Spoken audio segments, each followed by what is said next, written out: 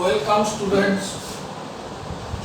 আজকের ক্লাস হচ্ছে motion under gravity.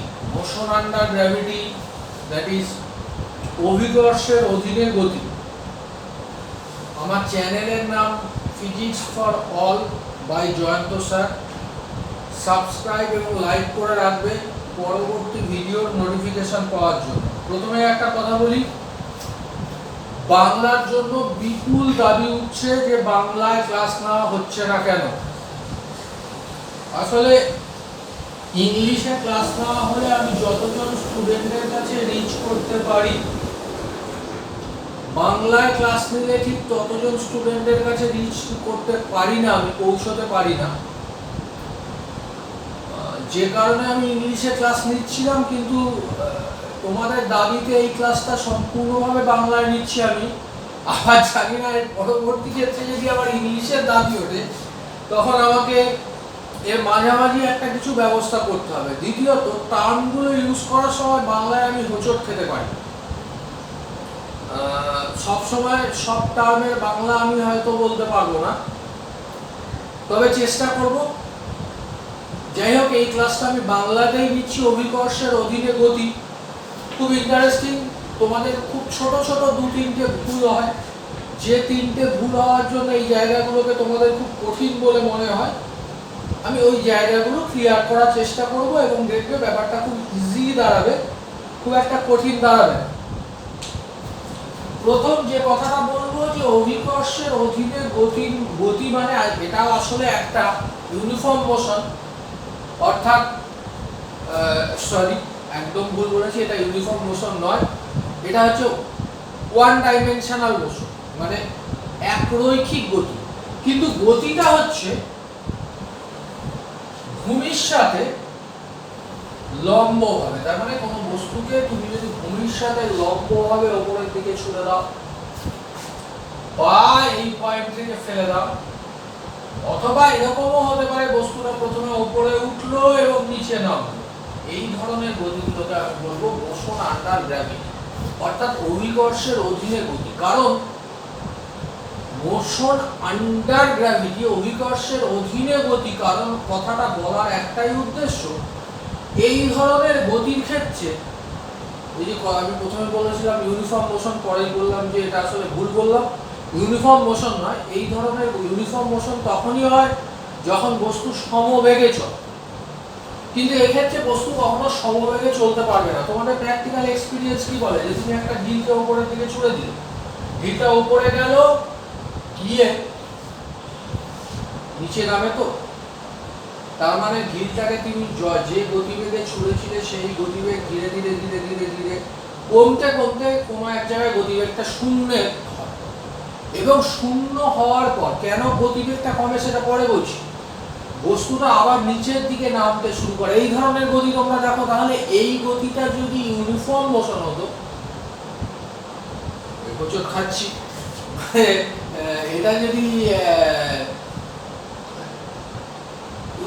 Uniform motion মানে হচ্ছে গিয়ে এটা যদি এক সমবেগে গতি হতো, তাহলে এই ঢিলটা কোনোদিনই থামতো না, একসময় মহাকাশে চলে যেত। তা তো হয় না, যখন উপরে উঠলেই এক সময় থামবে মানে ওর গতিবেগ, তুমি এখান থেকে একটা গতিবেগ ধরো 10 মিটার পার সেকেন্ড, এই গতিবেগে চলেছে।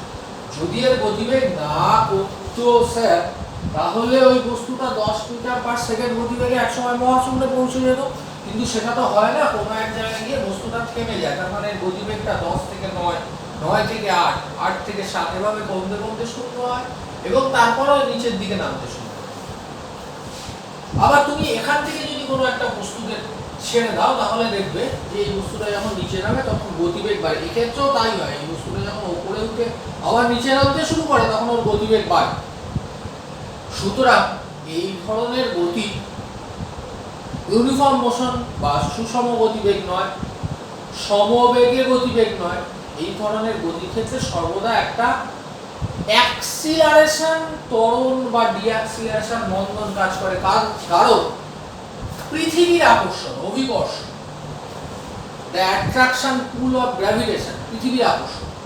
পৃথিবীর আকর্ষণ কোথায় থাকে? পৃথিবীর কেন্দ্রের দিকে। ন্যাচারালি পৃথিবীর কেন্দ্রের দিকে যদি আকর্ষণ থাকে, তার জন্য এই বস্তুটার উপর নিচের দিকে একটা বল কাজ করছে, মানে নিচের দিকে বলবো না, বলবো হচ্ছে পৃথিবীর কেন্দ্রের দিকে, যে কারণে এই বস্তুটার উপর যখন বস্তুটা উপরের দিকে যায় তখন একটা মন্দন তৈরি হয়। এই মন্দনের মানটা এখানে আর ত্বরণ বা মন্দনকে এ দিয়ে লিখবো না, জি দিয়ে লিখবো, মানে এটাকেই জি দিয়ে লিখবো। এর মান হচ্ছে 9.8 মিটার পার সেকেন্ড স্কয়ার। 9.81 লেখা নেওয়ার দরকার নেই, এখন আর ইউনিভার্সালি 9.8 নেওয়া হচ্ছে। এইটার আগে একটা মাইনাস সাইন দেব যখন বস্তুটা উপরের দিকে উঠছে, কারণ বস্তুর গতিবেগটা উপরের দিকে, এটা নিচের দিকে, আর বস্তুটা যখন নিচের দিকে নামছে তখন জিটা প্লাসই হবে, এর মান হবে শুধু 9.8 মিটার পার সেকেন্ড স্কয়ার। অনেক সময় অঙ্কে বলে দেওয়া থাকে টেক ইট 10, এটাকে 10 হিসাবে নাও ক্যালকুলেশনের সুবিধার জন্য। বিশেষ করে সিবিএসসি অঙ্কগুলোতে সবসময় 10 বলে দেওয়া থাকে, কারণ ওদের ক্যালকুলেটর ইউজ করার কোনো সুবিধা নেই। সুতরাং অভিকর্ষের অধীনে গতি বলতে গিয়ে আমরা যেটুকু বুঝলাম সেটা হচ্ছে এই গতিটা আসলে আমাদের ভূমির সাথে লম্বভাবে উপরের দিকে বা নিচের দিকে।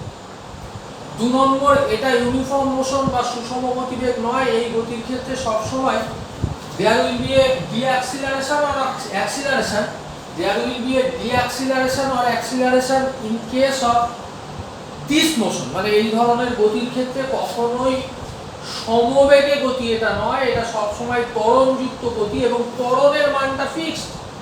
ত্বরণের মানটা কি, উপরে ওঠার সময় ত্বরণের মানটা -9.8 মিটার পার সেকেন্ড স্কয়ার। কারণ মাইনাস বলছি কারণ উপরে যখন উঠছে গতিটা উপরের দিকে, এটা নিচের দিকে, আর নিচে নামার সময় এটা হচ্ছে +9.8 মিটার পার সেকেন্ড স্কয়ার।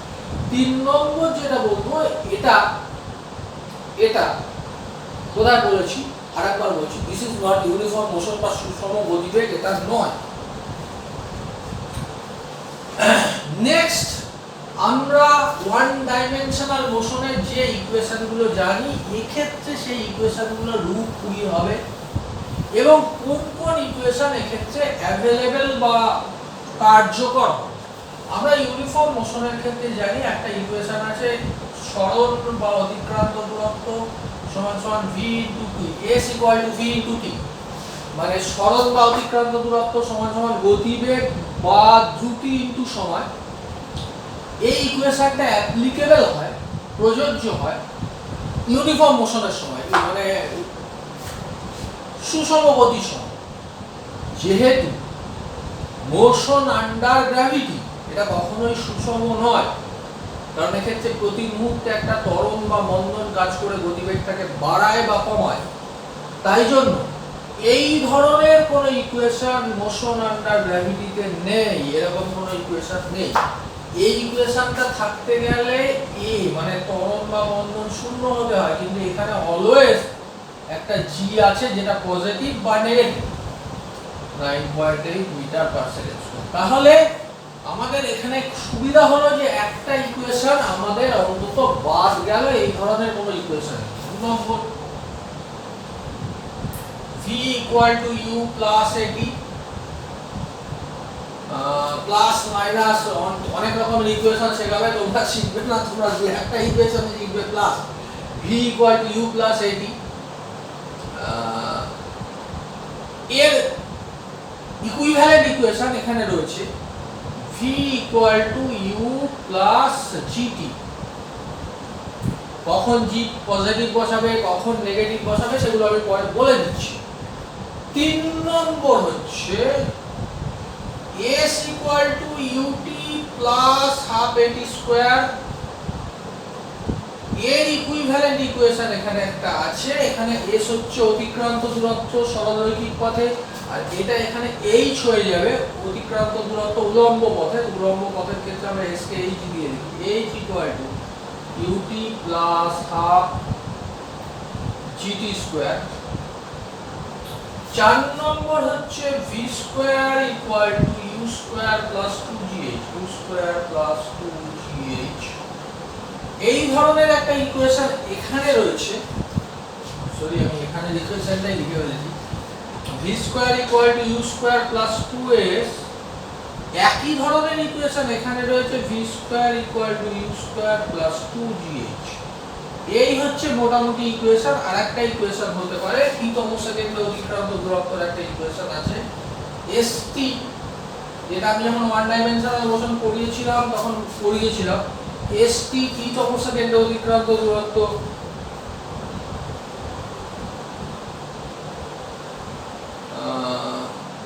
এক সময় আবার সব স্বাভাবিক হয়ে যাবে, পরীক্ষা দিতে হবে, সুতরাং আর কোনোদিন পরীক্ষা দিতে হবে না এরকম কিন্তু ভেবে বসো না। ইউ সুতরাং পড়াশোনাটা চালিয়ে যেতে হবে। হাফ এ 2t মাইনাস, রেজাল্ট যদি খারাপ হয় এখন হয়তো লোককে বলতে পারবে যে করোনা ইত্যাদির জন্য পড়াশোনা করতে পারিনি, কিন্তু আজ থেকে 10 বছর পর কেউ এসব মনে রাখবে না। তখন তোমার লেখা থাকবে যে তুমি পরীক্ষায় খারাপ রেজাল্ট করছো। ht তম সেকেন্ডে অতিক্রান্ত উচ্চতা সমান সমান u plus half g 2t minus 1। দুটো জিনিস একটু লক্ষ্য করার আছে, সেটা হচ্ছে ইকুয়েশন গুলোতে s গুলো রিপ্লেস হয়েছে h দিয়ে, যেহেতু উল্লম্ব দূরত্ব সেই জন্য এটাকে h দিয়ে লিখেছি। আর আরেকটা জিনিস যেটা হয়েছে সেটা হয়েছে a গুলো রিপ্লেস হয়েছে g দিয়ে। প্রত্যেক এই ইকুয়েশনের ইকুইভ্যালেন্ট ইকুয়েশন কখনোই নেই মোশন আন্ডার গ্র্যাভিটিতে, because motion under gravity always a accelerated আর ডিঅ্যাক্সিলারেটেড মোশন। একটা সব সময় হচ্ছে একটা ত্বরণ বা মন্দনযুক্ত গতি, সুতরাং সমবেগে গতির কোনো সমীকরণ এখানে প্রযোজ্য নয়। এই সমীকরণটার ইকুইভ্যালেন্ট ইকুয়েশন রয়েছে v = u + at that the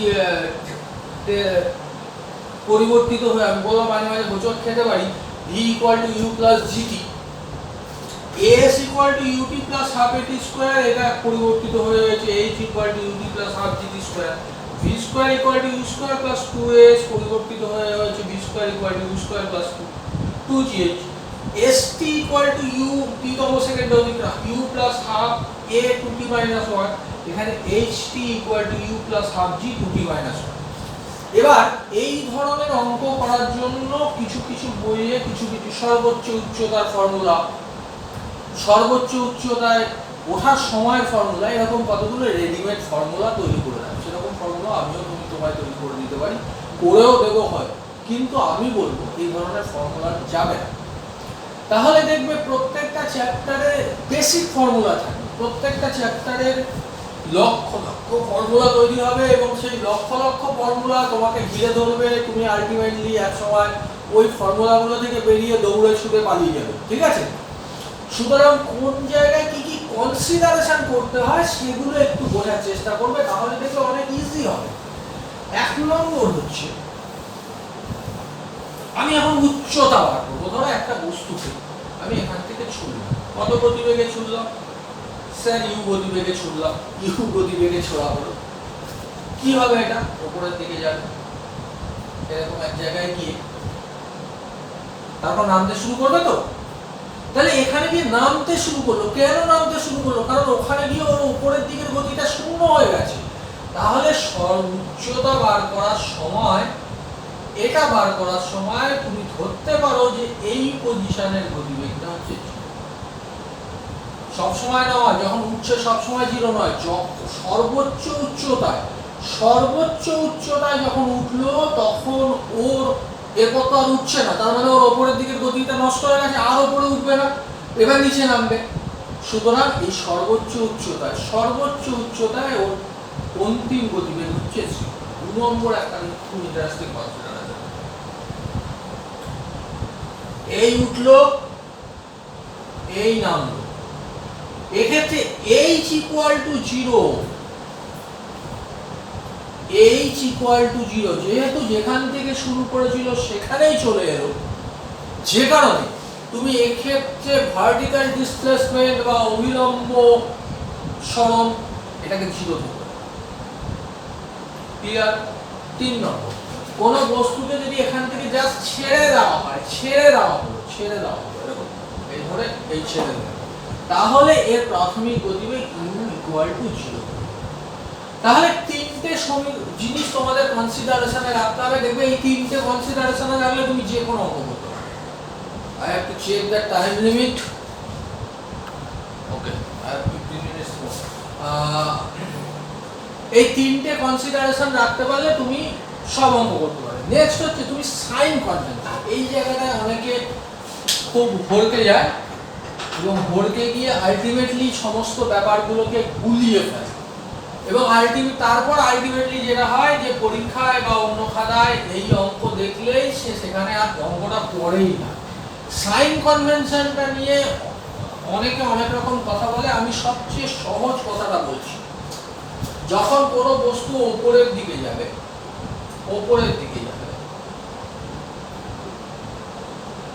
তার গতিবেগ u ওপরের দিকে, অভিকর্ষজ ত্বরণ g নিচের দিকে, তুমি u কে প্লাস নেবে।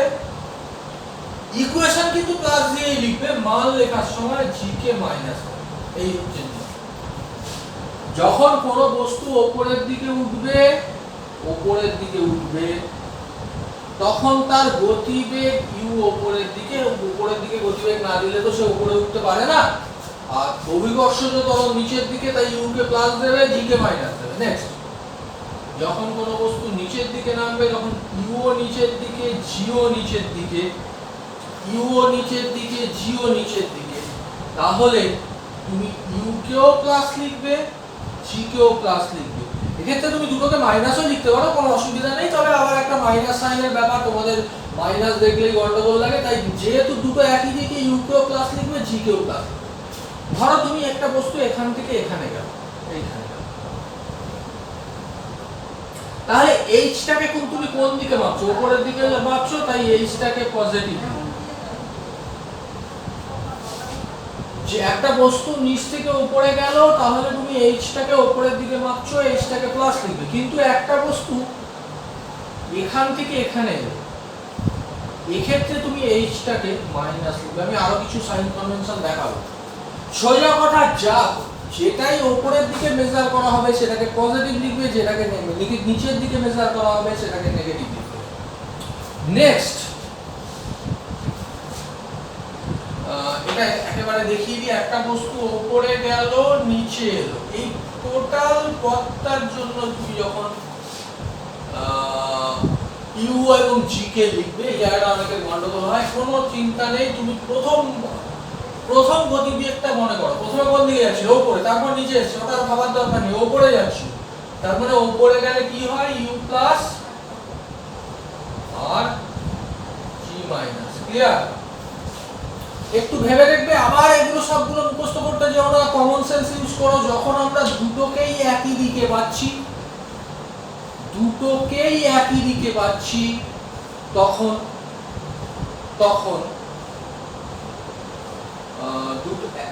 দুটোকে পজিটিভ লিখছি। যখন দুটোকে আলাদা দিকে পাচ্ছি তখন একটাকে পজিটিভ, ইউ কে প্রেফার করছি, ইউ কে পজিটিভ লিখছি, জি কে নেগেটিভ লিখছি। উপরের দিকে মাপলে এইচ কে পজিটিভ, নিচের দিকে মাপলে এইচ কে নেগেটিভ। কিন্তু একটা জিনিস খেয়াল রাখো, ধরো একটা বস্তু এখান থেকে এখানে নেমেছে, এইটা হচ্ছে এইচ। এবার যেহেতু দুটোই নিচের দিকে আছে, দুটোকে নেগেটিভই লিখতে পারতাম, দুটোকে পজিটিভও লিখতে পারতাম, দুটোকে পজিটিভ লিখেছি। এইচও তো এক্ষেত্রে নিচের দিকে, তাহলে এক্ষেত্রে কিন্তু এইচ কেও পজিটিভ লিখবো। এটা একটু মনে রাখবে যে পজিটিভ নেগেটিভ কোনো নির্দিষ্ট নিয়ম নেই, তোমাকে দেখতে হবে। যদি সবগুলো একই দিকে মেজার করো, সব জিনিসটাই একই দিকে মেজার করো, তাহলে সবগুলোকে পজিটিভ দেবে, আলাদা করে নেগেটিভ দেওয়ার দরকার নেই। কিন্তু ওর মধ্যে দুটো তিনটে একই দিকে বা দুটো একদিকে আর একটা অন্যদিকে, তখন ওই দুটোকে পজিটিভ দেবে, একটাকে নেগেটিভ দেবে। তোমাদের আরো কতগুলো খুব ইন্টারেস্টিং এক্সাম্পল দিচ্ছি, তাহলে বুঝতে পারবে যে সাইন কনভেনশনটা কি হবে। তারপর আমি অঙ্কে যাব। অঙ্ক হয়তো আজকে খুব বেশি হবে না, খুব একটা দরকারও নেই, মানে আপাতত আগে অঙ্ক এটা দেখো। ধরো এরকম একটা মিনার, এখান থেকে একটা বস্তুকে ছোড়া হলো, এই অবধি উঠলো, এই নেমে গেল। এই পুরো যাত্রা, এটা হচ্ছে এইচ। এই পুরো যাত্রা পথের জন্য তুমি কি সাইন কোনটার জন্য ইউজ করবে? প্রথম দেখো, আমি নামাটা কনসিডার করছি না, টোটাল যাত্রা পথে একবার উঠেছে নেমেছে। আমি কিন্তু টোটাল সাইনটা কনভেনশন কনসিডার করব। এখান থেকে কি কনসিডার করব? উপরের দিকে যাচ্ছিল, তাহলে ইউ পজিটিভ। অভিকর্ষজ ত্বরণ নিচের দিকে কাজ করছিল, তাহলে G negative. What about H? এটা আলটিমেটলি বস্তুটা এখানে ছিল, এখানে এসছে, তাহলে এখানে ছিল, এখানে এসছে, তাহলে Hটা কোন দিকে মাপছো? নিচের দিকে মাপছো, তাই H হচ্ছে নেগেটিভ। এবার ধরো একটা বস্তুকে এখান থেকে ফেলা, এই আসো, এটা হচ্ছে H। ইউ নিচের দিকে, অভিকর্ষজ ত্বরণ নিচের দিকে, এবং H ও মাপছি নিচের দিকে, তার মানে সবগুলোই একই দিকে, তাহলে ইউ ও পজিটিভ, জি ও পজিটিভ, H ও। এই হচ্ছে বেসিকটা মোশন আন্ডার গ্র্যাভিটি বা অভিকর্ষের অধীনে গতির ক্ষেত্রে। আমি এবার দেখাবো 3-4টে ফর্মুলা দেখাবো, কিন্তু তোমাদের বারবার করে বলবো এইসব ফর্মুলার মধ্যেই যাবে না। তোমরা যদি বেসিকটা জানো তাহলে 1001টা ফর্মুলা তৈরি করতে পারবে, এবং এইসব ফর্মুলা মুখস্থ করে রাখাটা কঠিন।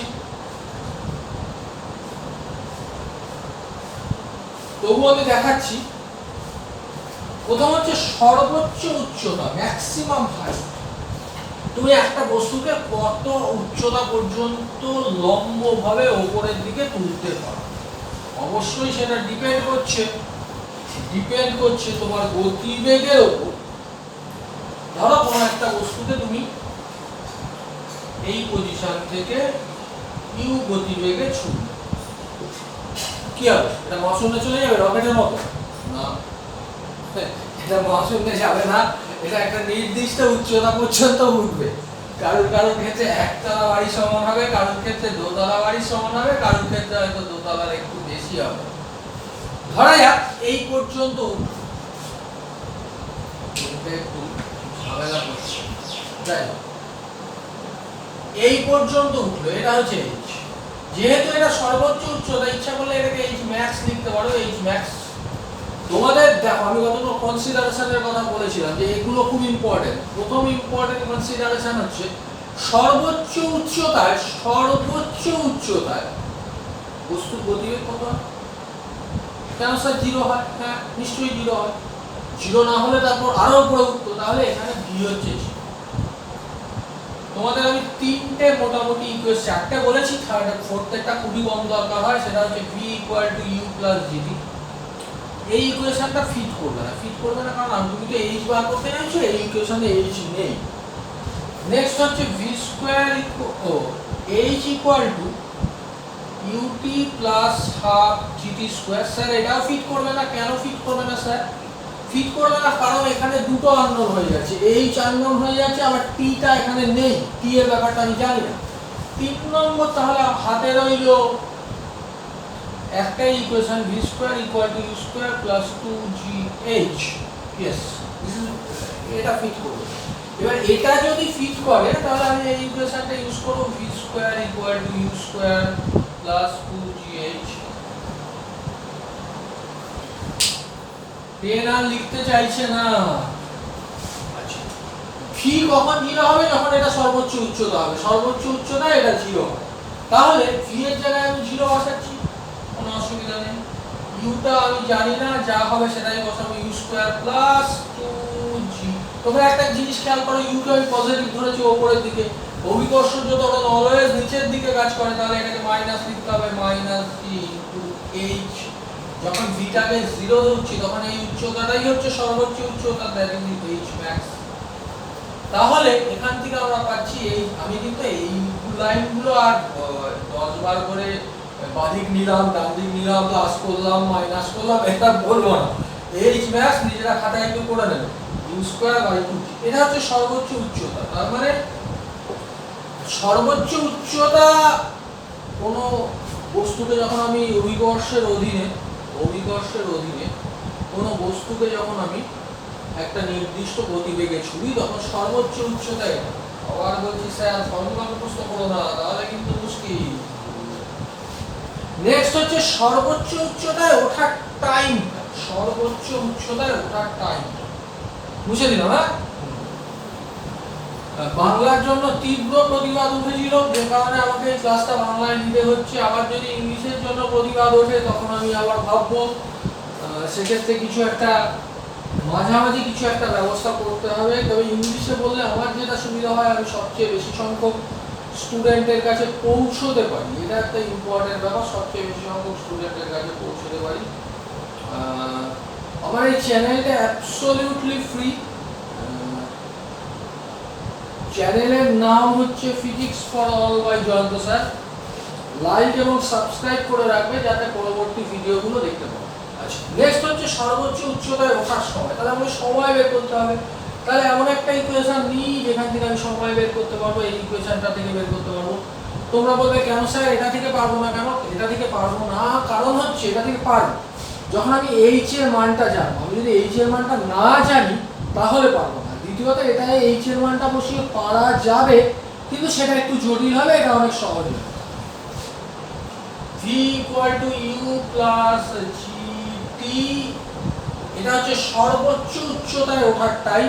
তাহলে বস্তু যখন সর্বোচ্চ উচ্চতায় উঠবে তখন তার ফাইনাল ভেলোসিটি 0 হবে। 0 = u প্লাস জিটাকে মাইনাস লিখছি স্যার। কেন মাইনাস লিখছি? কারণ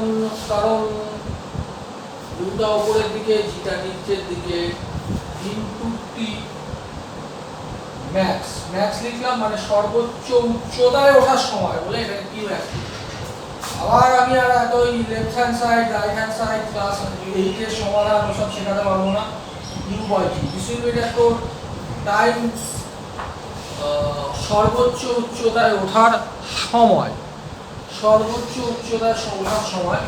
2 নম্বর হচ্ছে টোটাল জার্নির সময়, মানে উপরে উঠবে নিচে নামবে। এটা ইন্টারেস্টিং, ভালো করে দেখো। টোটাল জার্নির টাইম মানে এই উঠলো আবার এই নামলো, এই টাইমটা আমাদের বুঝতে হবে। এক্ষেত্রে আমার একটা অসুবিধা, আমি ফাইনাল ভেলোসিটি 0 বলতে পারছি। কেন বলতে পারছি না? কারণ এটা উঠবে যখন এখানে 0 হবে, আবার যখন নিচে নামতে থাকবে তার গতিবেগ বাড়তে বাড়তে এই পজিশনে এসে তার একটা গতিবেগ হবে।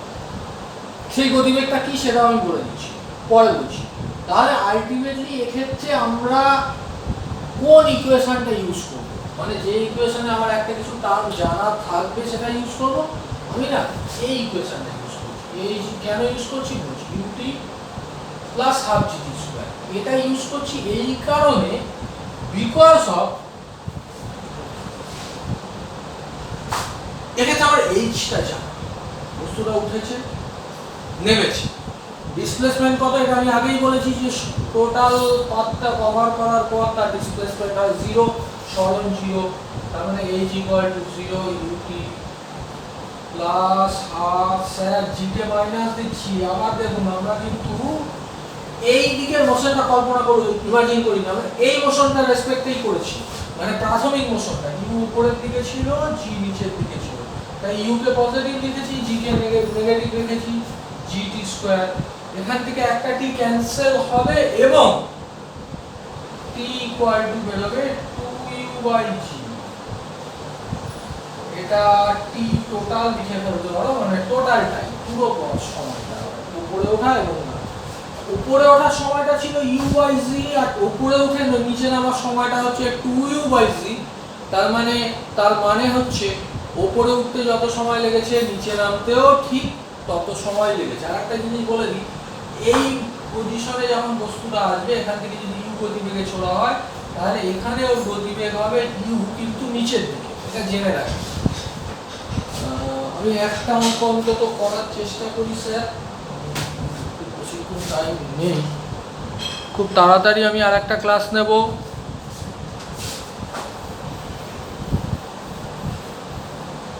অঙ্কটা হচ্ছে এ বল থ্রোন, বাংলায় বলে দিচ্ছি, a ball thrown vertically upward with a speed of 19.6 metre per second from the top of a tower returns to the earth in 6 seconds. Find the height of the tower.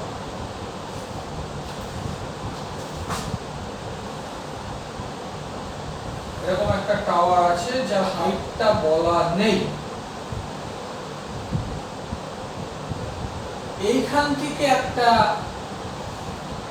বল বা ঢিল, বলই বলেছে, show করা হয়েছে কত গতিবেগে, u equal to 19.6 metre per second, 19.6 metre per second. Naturally বলটা উপরে উঠেছে এবং পড়েছে, এরকম পড়েনি, সোজাসুজি পড়েছে। এই পজিশনে আসতে ওর টোটাল টাইম লেগেছে, এই পজিশনে আসতে উপরে উঠে নিচে নামতে টাইম লেগেছে 6 সেকেন্ড। 6 সেকেন্ড। ওরা আমাকে যেটা বলছে যে find the height of the tower, টাওয়ারের হাইট বার করো।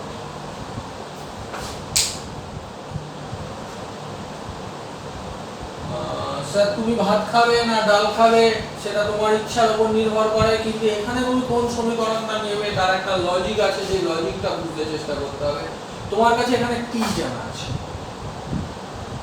ইউ জানা আছে, আর অভিকর্ষজ ত্বরণ জি তো সবসময় জানা থাকে, কিছু নাম বলে দিলে 9.8 মিটার পার সেকেন্ড স্কয়ার, এটুকু জানা আছে।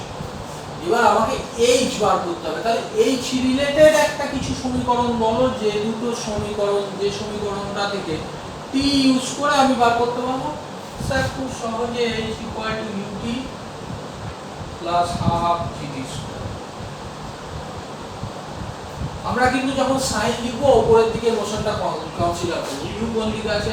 উপরের দিকে। জি কোন দিকে আছে? নিচের দিকে। এইচ কোন দিকে আছে? নিচের দিকে। তাহলে তুমি দুটো কাজ করতে পারো, যে কোনো একটা। এক, এইচ আর জি যেহেতু নিচের দিকে আছে, এদেরকে একদিকে আছে, এদেরকে পজিটিভ ধরে ইউ কে নেগেটিভ ধরতে পারো।